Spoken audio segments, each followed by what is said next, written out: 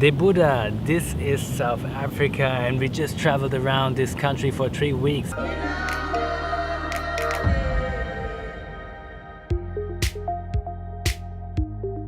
This country is awesome. There are so many different places you can visit when you travel around this whole country, and I want to give you some basic tips that you can plan your trip to South Africa. First of all, you don't need a guidebook, because once you arrive in South Africa you just go to a hostel and you will find those small little books which are called Coast to Coast, and these guidebooks, they actually show you like the main spots of South Africa, what are the highlights, what can you do over there, things you need to know, and also they show you like a list of all these great hostels where you can stay. So this is perfect.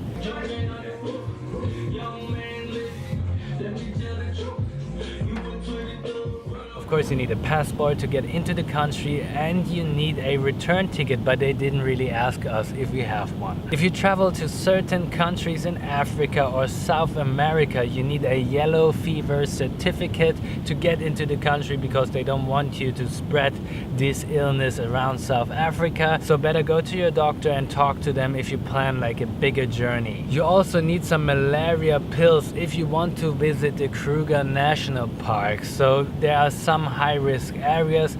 Just to tell you, we didn't take any malaria pill, but I am not a doctor, so let's talk about visa. For most of the countries, you don't need a visa and you can stay in South Africa for 90 days. Isn't that awesome? And for us, it was actually one of the easier ways to get into a country. We just showed our passport at the immigration desk, and that's it. People from certain countries need a visa, which is, for example, Kenya, Egypt, New Zealand, China, India, Mexico, Colombia, Taiwan, but most of the countries don't need a visa. So if you're watching this and you're not sure if you need a visa, just do a little Google research and you will find the answer. So even though people in South Africa speak many languages like Zulu, Afrikaans, Xhosa,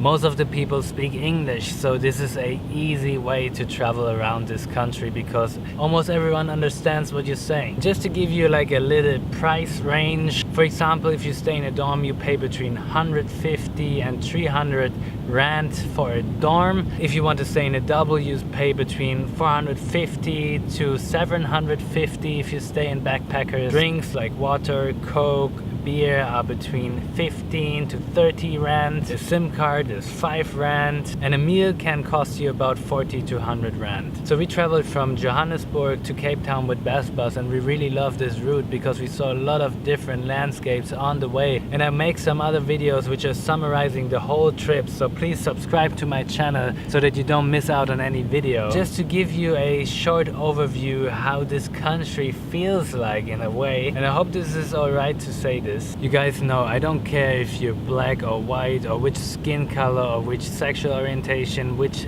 gender, disabled or not, I love you all, and I just want to tell you that we shouldn't hate each other. What I can tell you is when you travel from Johannesburg to Cape Town, you feel like it's getting more and more whiter the closer you get to Cape Town, and also richer. So you can really feel a difference on the way, but we love the whole way from Joburg to Cape Town. You should definitely try to visit the whole South Africa. For all the bigger cities like Joburg or Cape Town, I have a major tip. You should download the app Uber, as this was our main way of transportation around these big cities, and it's also the cheapest way to get around.